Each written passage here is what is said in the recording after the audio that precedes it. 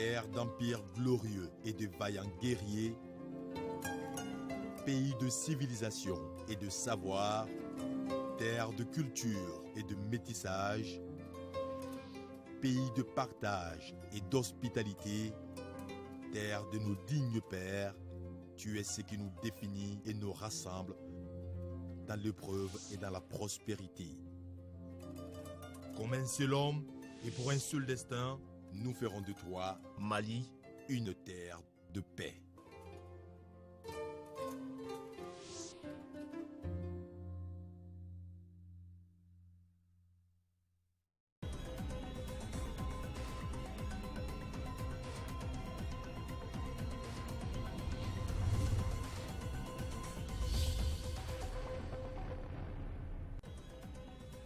Top départ aujourd'hui pour les épreuves du certificat d'aptitude professionnelle sur toute l'étendue du territoire national. Plus de 22 000 candidats pour 94 centres. Tout a bien débuté pour eux. Le Ramadan a débuté depuis samedi, un mois sacré, un mois qu'il faudra mettre à profit pour être dans les grâces d'Allah subhanahu wa ta'ala. Qu'est-ce qu'il faut faire, qu'est-ce qu'il ne faut pas faire? Grand format de ce journal. Encore Ramadan et diabète, est-il possible pour un diabétique de jeûner? Des éléments de réponse dans Focus Santé. Mesdames, Messieurs, nous sommes le 3e jour du mois de Ramadan. Bienvenue dans ce journal. Conseil de cabinet cet après-midi, présidé par le Premier ministre Abdoulaye Idrissa Maïga. 2 dossiers étaient à l'ordre du jour. Le premier, un projet de décret fixant la répartition de l'aide financière de l'État aux partis politiques au titre de l'exercice budgétaire 2016. Ce dossier a été présenté par le ministre de l'Administration territoriale. Le ministre de la Solidarité et de l'Action humanitaire avait, lui, en charge une communication écrite relative à la création d'une fondation pour la solidarité.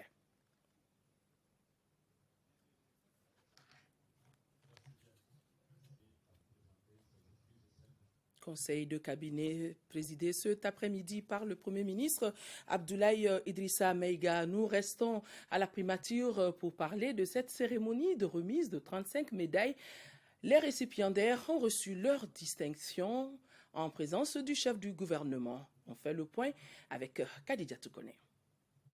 35 personnes qui se sont distinguées dans leur domaine d'activité ont vu leurs efforts reconnus par la nation. Ces 35 personnes, qui sont de la primature et services rattachés, ont reçu leur distinction en présence du premier responsable Abdoulaye Idrissa Maïga.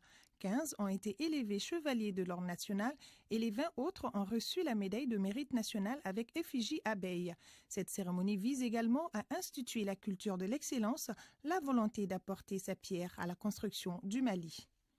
Vos qualités et vos mérites reconnus par vos responsables hiérarchiques ont été confirmés et validés par son Excellence M. Ibrahim Boubacar Keïta, président de la République, grand maître des ordres nationaux. Vous incarnez désormais tout ce à quoi les autres Maliens devraient se référer. Vous vous devez aujourd'hui, plus qu'hier, et demain plus qu'aujourd'hui, continuer d'agir, de proposer, d'innover, de guider l'éthique, la déontologie, les valeurs culturelles et sociétales fécondes de notre pays doivent constituer le fil d'Ariane de toutes vos activités futures. Vous êtes des modèles estimés, des exemples de mérite et d'excellence qui devraient aider au réarmement moral de notre pays, aider à relever les défis d'édification de valeurs professionnelles, spirituelles et morales du Mali nouveau. Tous les récipiendaires ont exprimé leur gratitude au chef de l'État Ibrahim Boubacar Keïta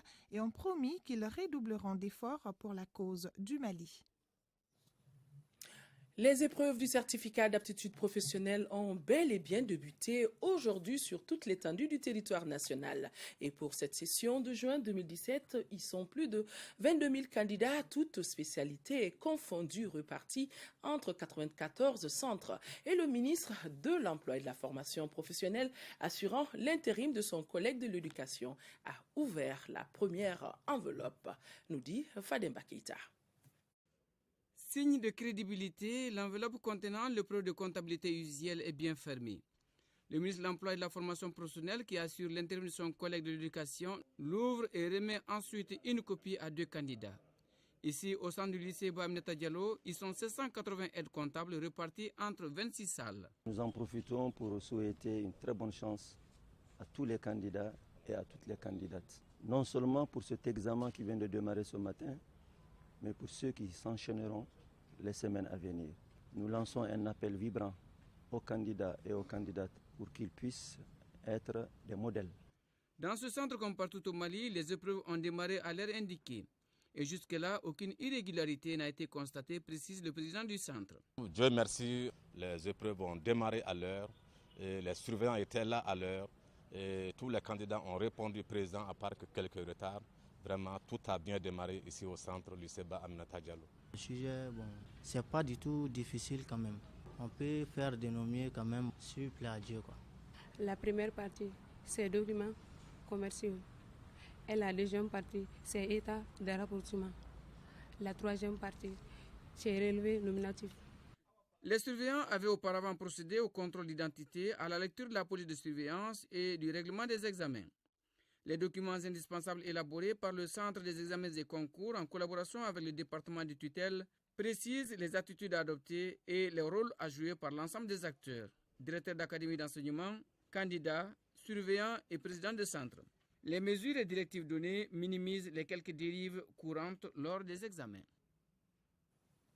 Et le ministre de la Solidarité et de l'Action humanitaire a lui procédé au lancement du projet d'appui à la réinsertion sociale économique des populations du Nord. Et ce projet est financé par la Banque africaine de développement à hauteur de 8 milliards de francs CFA. Mariam Sagara pour le compte-rendu. Avec un financement de la BAD et du gouvernement malien de plus de 8 milliards de francs CFA, le ministre Konaté met sur la rampe de lancement le projet d'appui à la réinsertion socio-économique des populations du Nord. Il concerne 7 millions de Maliens dans les zones indiquées. Le projet PARCEP-NM, qui sera officiellement lancé, contribue justement à soutenir les efforts du Mali pour le redressement des conditions socio-économiques au nord et au centre du Mali. Face à ces défis, je voudrais confirmer la volonté de la Banque africaine de développement de continuer à soutenir les efforts du Mali en vue de contribuer à stimuler une croissance économique forte, inclusive et durable sur tout le territoire national. Le Mali a enregistré un départ massif des populations pendant la grande crise. L'État malien, pour un retour total de ses déplacés, double ses efforts avec ses partenaires pour rassurer les 7 régions concernées. C'est un engagement et une orientation qui nous a été dictée par le président de la République, un engagement et une orientation que la bonne volonté des partenaires techniques et financiers a permis de matérialiser facilement en affectant des ressources. Les 8 milliards 560 millions 660 000 francs CFA affectés à ce programme sont un don. Un don que la Banque africaine de développement fait pour le Mali. C'est donc un signe de solidarité. Ce projet de 4 ans est basé sur la restauration des services sociaux de base, le renforcement de la paix, de la sécurité et de la cohésion sociale. La coopération entre le Mali et la France est excellente, même si elle a connu par le passé des moments d'incompréhension. Ces propos sont de l'ambassadrice de France au Mali, invitée par l'Union des journalistes pour la promotion de la diplomatie pour animer une conférence sur les relations Mali-France. La diplomate a édifié les journalistes sur ces différents volets de coopération. Compte rendu à Lucene Torre. Invitée à évoquer la coopération entre le Mali et la France, l'ambassadrice Evelyne Decor a tout d'abord rappelé que celle-ci a connu un moment creux au moment de la fédération et pendant le régime socialiste de Modibo Keïta. L'orientation du président Modibo Keïta était largement socialiste et s'est rapproché largement de l'URSS de l'époque et de la Chine. Et donc la relation avec la France a été existé, évidemment. Nous avions un ambassadeur ici, mais disons un peu plus ténue que par la suite. À partir de 1995, les relations officielles ont été un petit peu distendues par la décision du président Konaré de ne pas se rendre à Dakar à l'invitation du président Chirac pour célébrer le centenaire de l'AOF. Toutefois, cette coopération a connu des moments d'intensité, notamment avec l'intervention de l'armée française en janvier 2013 dans le cadre de la lutte contre les djihadistes. La France est également restée aux côtés du Mali dans la préparation de la conférence de Bruxelles qui a réuni les bailleurs de fonds en faveur du Mali. L'opération Serval, que vous connaissez tous, qui a été lancée le 11 janvier 2013 et qui a marqué un resserrement singulier des liens entre la France et le Mali. Je crois que les liens qu'il y a depuis cette époque n'ont jamais existé avant. Par ailleurs, plus de 76 000 Maliens résident régulièrement dans l'Hexagone, sans compter les Franco-Maliens. Cette conférence est la première d'une série que l'Union des journalistes pour la promotion de la diplomatie a entrepris d'animer. Vous savez que le président de la République, chef de l'État, soit l'invité de marque dans les forats internationaux organisés par les grandes puissances. Cela, vous conviendrez avec moi, est le résultat d'une diplomatie opérante. D'autres chancelleries seront invitées à ce même exercice. Nous allons à Gao où s'est tenue une journée d'échange sur l'accord pour la paix au Mali et le rôle du mécanisme opérationnel de coordination. Et le thème retenu pour cette journée, organisée par la jeunesse de Gao, est campagne d'appropriation de l'accord pour la paix et la réconciliation. Le MOC est chez nous. Aliou Idrissa Meiga pour le compte-rendu.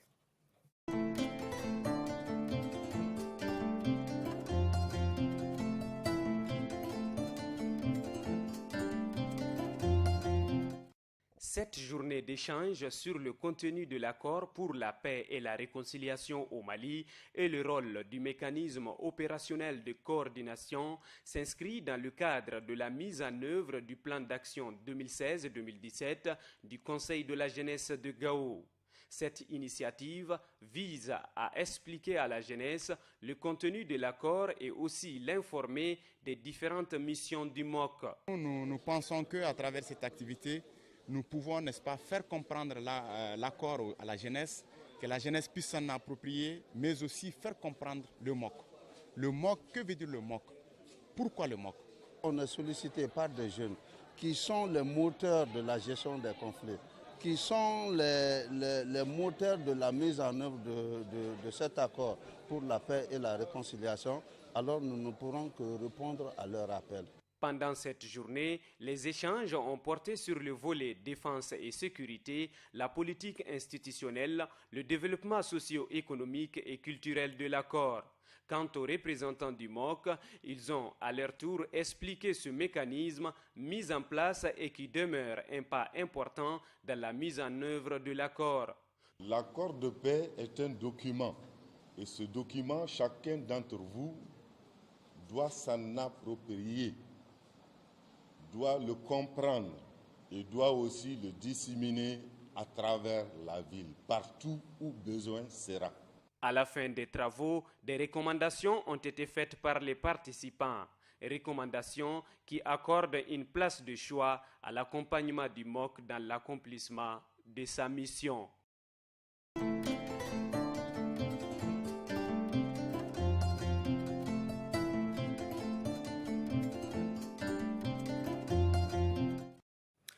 Les communautés de culture Songhai étaient réunies il y a quelques jours à Gao pour parler de sécurité, de cohésion sociale, de paix, de gouvernance, de développement. Et il a été lancé le mouvement Irganda. Irganda, pour ceux qui ne parlent pas Songhai, ça veut dire mon terroir. Ousmane Issoufou Meiga a été désigné président du mouvement Irganda. Il nous parle de l'objectif du mouvement. Il est au micro de Mohamed Ould Mamouni.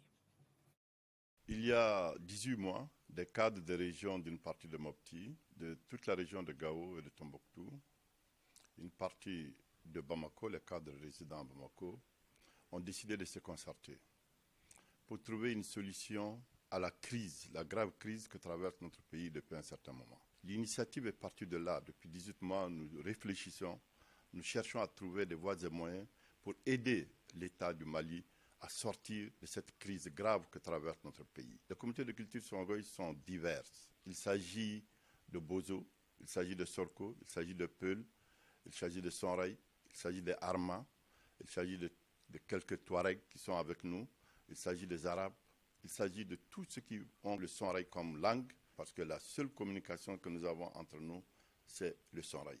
Et c'est pourquoi nous avons dit les communautés de culture Songhai, on n'a pas dit la communauté de culture Songhai. Et nous avons évité aussi que ce patronyme Meiga ne soit le catalyseur de ce problème. C'est tout le monde ensemble qui s'est réuni pour pouvoir donner ce nom, les communautés de culture Songhai, en mouvement Irganda. Il faut rendre grâce à Dieu qui nous a permis de se rencontrer. Et aussi remercier très chaleureusement le président de la République, son Excellence Ibrahim Boubacar Keïta, le Premier ministre et l'ensemble de son gouvernement. Grâce à eux, nous avons pu être transportés par les forces armées à Gao. Nous avons remercié aussi les forces internationales qui sont Mali, Barkhane et la MINUSMA qui nous ont aidés pour que cette rencontre soit une rencontre de paix. Le ramadan a bel et bien débuté sur toute l'étendue du territoire national, un mois de jeûne accompagné d'actes de bienfaisance pour tout musulman et dont l'objectif est de rentrer dans les bonnes grâces d'Allah subhanahu wa ta'ala dans la vie d'ici-bas et de l'au-delà. Le mérite de ce mois, qu'est-ce qui est recommandé de faire ou de ne pas faire pendant cette période? Grand format de ce journal, signé Modibo Mariko.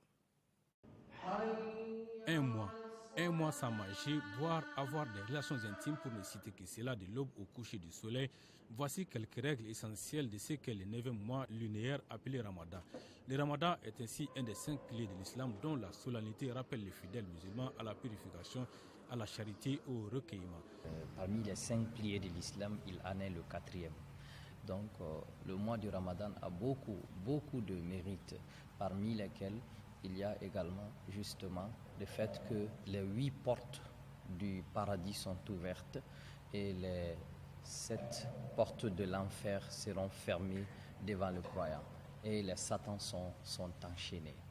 Il contient également une nuit pas comme les autres, une nuit qui est meilleure plus que justement 1000 mois. Donc, et ces 1000 mois-là sont comptés par les doué d'intelligence qui équivaut à 83 ans, 4 mois. Parmi ces mérites, on peut citer également que le fait que le jeûne est considéré comme un bouclier contre l'enfer. Beaucoup de miséricorde pour les musulmans au cours de ces mois. Ainsi, pour rentrer dans les bonnes grâces divines, en plus du jeûne, il est recommandé aux fidèles musulmans de multiplier les œuvres de bienfaisance envers les autres et en retour de s'abstenir de tout acte blâmable. Le jeûne ne doit pas se limiter au jeûne du corps. Le cœur aussi doit jeûner. Tous les sens doivent jeûner. Il y a des actes qu'on appelle des actes blâmables qui diminuent considérablement. Le fait justement d'aller vers la médisance, de gêner sans que les yeux gênent, de regarder ce que Dieu n'aime pas, regarder les choses illicites comme on l'appelle al-haram, et c'est transporter, aller dans des coins et se trouver dans des situations qui ne plaisent pas à Allah subhanahu wa ta'ala. Tout cela peut justement de façon considérable jouer sur les mérites du jeûneur. Il est aussi dit de ces mois qu'il est celui du courant. L'un des moments forts, sinon le point d'orgue du mois de Carême, reste la nuit du destin, une nuit de couronnement des bienfaits du bon Dieu envers les musulmans. Le Carême est donc une période de réarmement spirituel qui n'a qu'un seul but, être parmi les élus pour rentrer dans le paradis d'Allah.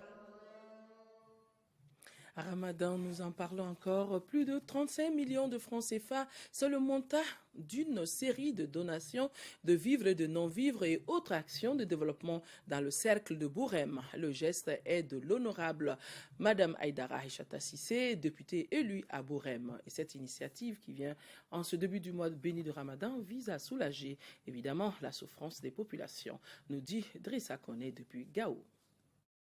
2 communes, 2 actes majeurs. Première étape, la commune rurale de Taboui, située à 70 km de Gao, qui sera bientôt dotée d'infrastructures éducatives à travers un jardin d'enfants qui portera le nom de Aïssata Sissé et de développement à travers la réalisation d'un puits à grand diamètre et un parc animal soutenu par un don de vivres et le tout pour un montant total de 23 millions de francs CFA. Actuellement, on a des problèmes d'eau. Vraiment, la population est très satisfaite avec cette réaction. Je pense que le mois de Carême était un mois béni et la veille du mois de Carême c'est tout à fait normal et c'est très très important pour les populations de les doter en sucre, en mil en date. Je fais le minimum que Dieu m'a accordé grâce à mes partenaires. Deuxième étape, la commune urbaine de Bourem. Là, les populations se sont vues offrir du matériel informatique, 15 tonnes de mil, 7 tonnes de riz, du sucre, des dattes et des jouets pour les enfants pour un montant global de plus de 11 millions de francs CFA. À Taboué comme à Bourem, l'élu de la nation a rencontré les communautés afin de les encourager à soutenir les actions de paix enclenchées par le président de la République, suivies d'une séance de prière pour le Mali.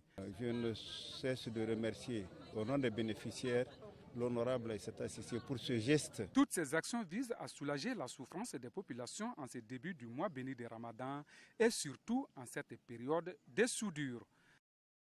Autre donation, Islamic Relief, en collaboration avec la Direction nationale du développement social, lance sa traditionnelle campagne de remise des vivres aux personnes démunies du district de Bamako, des régions de Koulikoro, Mopti, Tombouctou. Et le coût total de ce financement s'élève à plus de 230 millions de francs CFA. Reportage Mamoutou Danté. Islamic Relief Mali respecte sa tradition.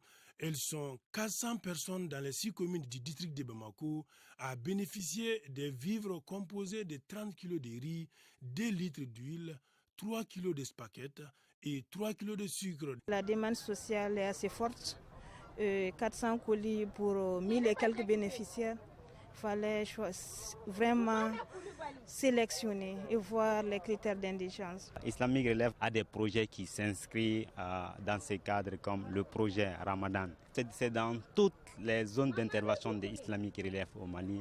Il s'agit du district de Bamako et les régions de Koulikoro, Mopti, Tombouctou. Cette année, Islamic Relief a mobilisé environ 230 millions de francs CFA pour servir 8000 ménages à travers les zones d'intervention de l'organisation.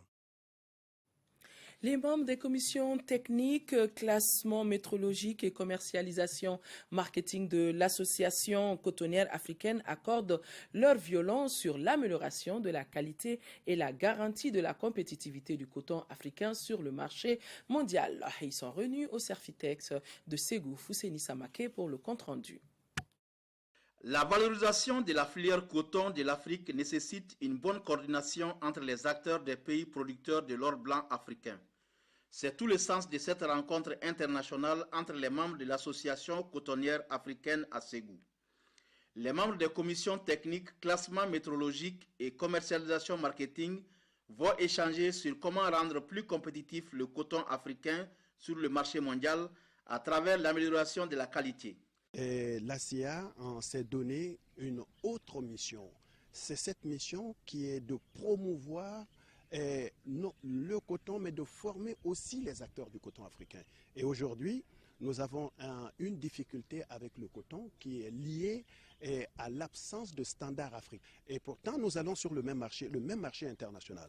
Pour ne pas pénaliser les sociétés cotonnières prises isolément, nous avons pensé qu'il était bien que nous nous retrouvions, qu'on échange sur un certain nombre d'aspects. Cette harmonisation devrait accroître la productivité du coton et améliorer les cadres de vie des cotonculteurs. Une occasion pour nous de pouvoir échanger pour mieux valoriser notre coton. Parce que rien ne sert de produire si on ne peut pas bien vendre. Donc les commerciaux vont échanger sur les stratégies. Le rôle joué par le coton dans le domaine socio-économique de nos différents pays n'est plus à démontrer.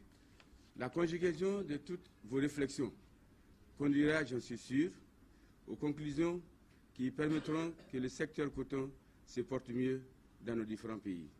Rappelons que la rencontre de Ségou regroupe les experts de la filière coton venus du Bénin, du Burkina Faso, du Cameroun, de la Côte d'Ivoire, du Mali, du Sénégal, du Tchad et du Togo.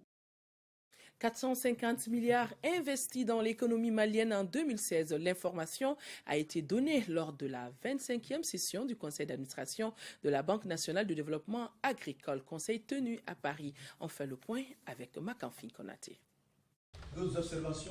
L'exercice clos au 31 décembre 2016 constituait la première année du plan de développement à moyen terme 2016-2020 de la BNDA. Après un investissement colossal dans l'économie nationale, elle s'est achevée avec 8 milliards de francs CFA de bénéfices nets, une performance qui augure une bonne croissance du secteur agricole, cœur de métier de la Banque verte. La BND a octroyé en 2016 450 milliards de crédits à l'économie malienne, dont 253 milliards pour le financement de l'agriculture. Au même moment, la BND a accordé 80 milliards au titre du financement des PME et PMI, notamment dans le secteur informel. Au titre de l'exercice clos au 31 décembre 2016, la BND a collecté des ressources pour 250 milliards de francs CFA. Et globalement, l'exercice s'est soldé par un résultat bénéficiaire net après impôt de 8 milliards de francs CFA. Les actionnaires ont hautement apprécié la bonne performance de leur établissement. Ils ont félicité et encouragé la direction et le personnel de la BNDA. Selon le représentant de l'État malien, la BNDA inspire confiance. Je voudrais d'abord exprimer ma reconnaissance du travail bien fait et du mérite des hommes et des femmes de la BNDA. La BNDA est une banque qui inspire confiance. Je crois que nous devons la soutenir et l'accompagner vers le financement de l'économie nationale. La BNDA a octroyé au cours de l'exercice écoulé plus de 250 milliards de crédits aux particuliers. Elle entend poursuivre ses efforts, notamment en faveur de la modernisation de l'agriculture malienne. La Banque verte a également fait un saut dans le mobile banking. 125e conseil d'administration de la BNDA tenu à Paris. Le FOABA, nous en parlons comme à sa première et deuxième édition. Le Forum de l'habitat et des banques a été un succès au niveau de la diaspora des États de Géorgie, Atlanta et de New York qui l'ont accueilli. Malgré l'agenda de travail, les Maliens sont venus souvent après 22 heures pour rencontrer les acteurs du FOABA. Envoyés spéciaux à New York, Atlanta, Idrissa Traoré, Aïssata Ibrahim Maïga. Les Maliens des États-Unis sont au nombre de 15 000. L'État de New York compte à lui seul plus de 10 000 Maliens qui reçoivent pour la troisième fois le FOABA. Désormais, je demanderai aux promoteurs de choisir le week-end, surtout le dimanche. En général, le dimanche, tous nos événements, ça se passe le dimanche. Donc c'est notre jour de repos et c'est bien conçu pour faire des événements, des rencontres et tout. Généralement, on donne ces problèmes-là aux parents, aux amis. On n'a pas de gain de cause. Ils disent être rassurés et mis en confiance par rapport à la transparence des opérations qu'ils mèneront avec les entreprises partenaires du Forum de l'habitat et des banques. Besoin hier, il fallait les convaincre, les rassurer et qu'il est temps maintenant d'investir et dans tout ce qui fait investissement, ça sera dans un cadre sécurisé. C'est vrai que le temps est court, mais le plus important, c'est d'avoir enregistré les besoins, faire le premier contact et nous préparer pour une prochaine étape. Voilà qui met donc fin au Forum de l'habitat et des banques, une initiative des Maliens de la diaspora qui a mobilisé au compte de New York les Maliens de Bronx, de Brooklyn, de Manhattan, du Queens et de Staten Island. Ils sont repartis pour la plupart très heureux car ils ont pu faire le choix de la parcelle qui abritera leur logement. Aïssata Ibrahim Maïga depuis New York. De New York, on se rend ici au Mali, plus précisément en 3e région. Le directeur général de la gendarmerie nationale vient d'échanger avec les gendarmes sur leurs conditions de travail et sur la vision de la direction générale pour une meilleure protection des personnes et des biens. Sikasso, on fait le point avec Moustapha Doumbia. C'est une visite de prise de contact du directeur général de la gendarmerie nationale dans les unités de la région de Sikasso. Après l'accueil à la Légion de gendarmerie, le colonel-major Satigui Di Morosidibé a rencontré les gendarmes et les anciens de la gendarmerie pour échanger sur les préoccupations de sa direction et les conditions de travail. Il a été aussi question des constats faits par le directeur général lors de son passage à Selengue, Kadjolo, Zegwa et d'autres localités de la région. Nous avons mis l'accent dans l'étape de Sikasso sur les unités frontalières, compte tenu de ce qui est d'actualité, le banditisme et la criminalité transfrontalière. Nous avons été réconfortés de constater que malgré l'insuffisance de moyens, les hommes sont engagés et déterminés à réussir cette mission. Le directeur général de la gendarmerie a mis l'accent sur la collaboration entre la gendarmerie et les autres structures engagées d'une mission de service public. Un autre point important évoqué au cours des échanges est la stratégie de police de proximité, une initiative qui nécessite l'implication de la population. il va falloir associer les populations à la prévision, à l'évaluation, à l'étude, à l'examen de tout pour enfin essayer de faire la meilleure conception, en tout cas, de ce qui peut être exécuté concrètement pour faire le bonheur des populations. Notons que la région de Sikasso compte 3 escadrons de gendarmerie. Le thème « Oser entreprendre » était au cœur de la conférence débat organisée par le réseau de l'entreprise en Afrique de l'Ouest, REAO. Et cette activité s'inscrit dans le cadre de la rentrée annuelle du REAO. Les détails avec Mohamed Ould Mamouni. La problématique de l'entrepreneuriat jeune est largement débattue au cours de ce cadre de réflexion initié par le réseau de l'entreprise en Afrique de l'Ouest. Cette conférence débat est animée par Paul Diremo, membre du dit réseau. Le choix du thème « Oser entreprendre » selon le conférencier est une invite à la jeunesse d'entreprendre leur propre business.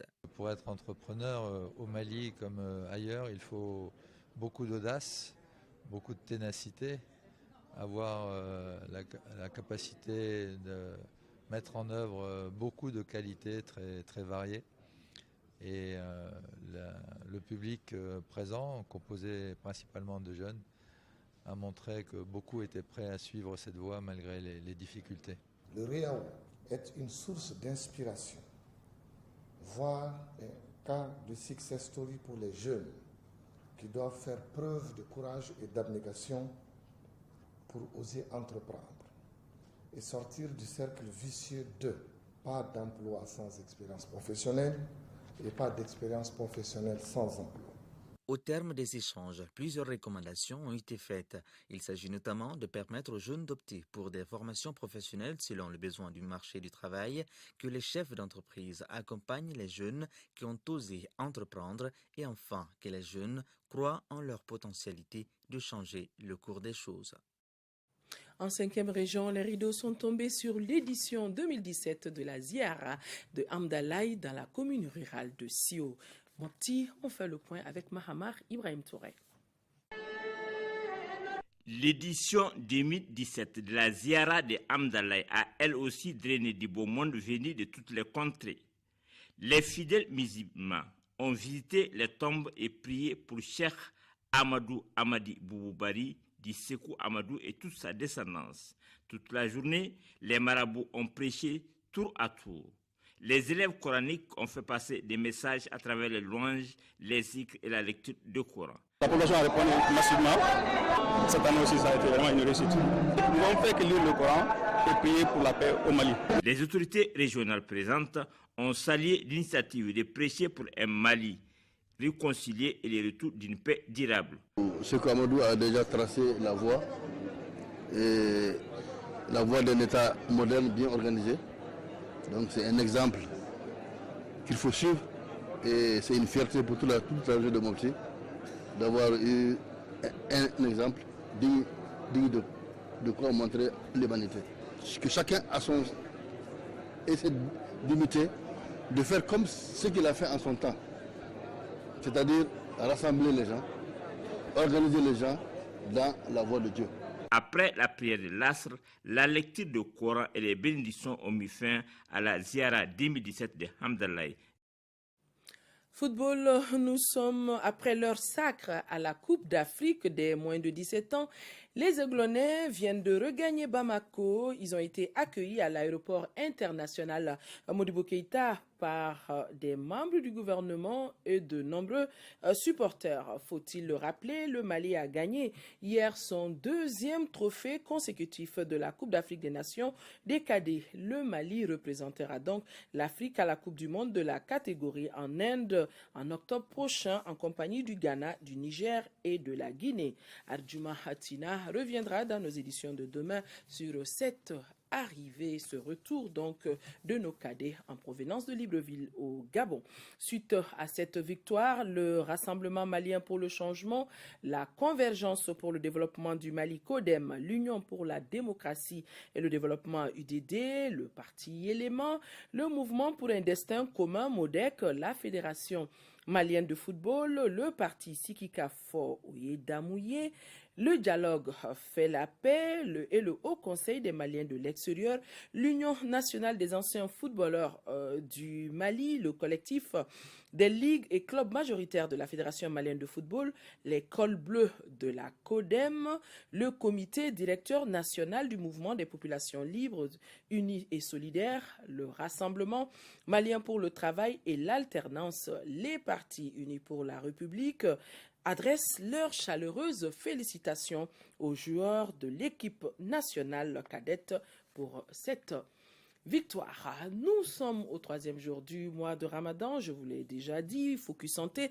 porte aujourd'hui sur le jeûne et le diabète. Tout diabétique peut jeûner si les médicaments qu'il prend sont compatibles avec le rythme d'alimentation pendant le jeûne, précise le professeur Traoré Aïssata Sidibé, chef de service médecine. Il est important aussi que le malade surveille lui-même le taux de sucre dans son sang. Focus Santé de ce soir, signé Ramata Konaté. Observer le jeune étant diabétique demande un contrôle médical. Cela pour savoir si le taux de sucre dans le sang dépasse la normale ou si le patient a d'autres facteurs aggravants dans son urine qui l'empêchent de jeûner.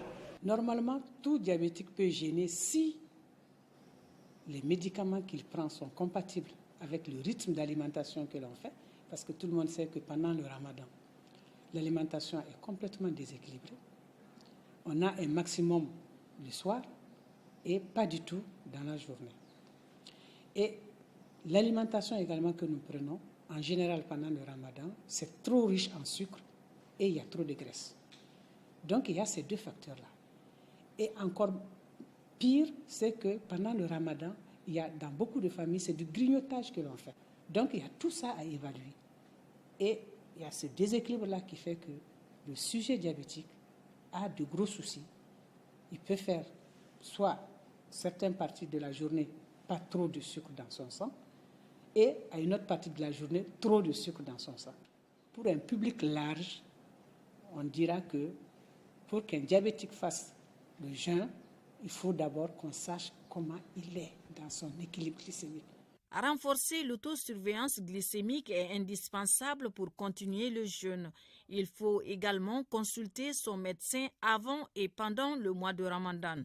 Pendant les premiers jours du Ramadan, il y a un déséquilibre dans le rythme de l'alimentation et dans la composition de l'alimentation. Et encore, nous sommes dans un pays très chaud où la déshydratation augmente encore l'hyperglycémie. Donc, c'est important que même un diabétique à qui on a permis de faire le jeûne commence le jeûne, il doit se faire évaluer quelques jours après pour voir si ce jeûne n'a pas quand même entraîné un déséquilibre de sa maladie et éviter qu'il aille en hyperglycémie. Pour un diabétique qui jeûne, l'accent est mis sur l'équilibre alimentaire. Normalement, le diabétique, dans son alimentation pendant le Ramadan, c'est 2 à 3 prises alimentaires, pas plus. Et dans ces aliments également, rien n'est interdit sauf les sucreries qu'on appelle les sucres purs. Par exemple, à la rupture du jeûne, un diabétique, 2 dates, ça peut suffire. Et également, le restant de la nuit, il faut qu'il se limite à une alimentation, c'est-à-dire un repas ou 2 au maximum, donc à la rupture et le soir, mais qui s'abstient de faire des prises fréquentes comme on le voit. D'autres diabétiques sont médicalement exemptés de jeûner. Quand le diabétique est très déséquilibré avant le Ramadan, avoir une glycémie à 3 grammes ou avoir d'autres éléments de gravité que l'on trouve dans les urines, ça, on te conseille vraiment de jeûner. Il y a des gens également qui sont sous plusieurs médicaments. En ce moment, si c'est plusieurs médicaments avec des prises assez fréquentes, en ce moment, eux aussi, c'est un peu difficile quand même de leur faire prendre le jeûne. Et il y en a qui sont sous insuline, mais ça dépend de quel type d'insuline. Cette dispense concerne aussi les diabétiques qui souffrent de maladies graves comme l'insuffisance cardiaque. Dans le cadre des échanges sur le processus électoral, le ministre de l'administration territoriale convie les présidents de partis politiques à une réunion d'information demain mardi 30 mai à 10h dans la salle de conférence du département. Et nous n'allons pas attendre demain pour vous faire vivre les images de l'arrivée de nos cadets en provenance de Libreville après leur sacre à la CAN des moins de 17 ans. Les Aiglonnais viennent de regagner Bamako. Voilà, ils ont été accueillis à l'aéroport international Modibo Keïta par des membres du gouvernement et de nombreux supporters. Voilà, sur ces images, on remarque le ministre porte-parole du gouvernement, Abdul Karim Konaté, Madame le ministre de la promotion de la femme, de l'enfant, de la famille, le ministre de la jeunesse aussi et beaucoup d'autres personnalités. On a vu en premier lieu le ministre des Sports, le ministre des Affaires étrangères et de la coopération internationale. Voilà. L'arrivée de nos cadets.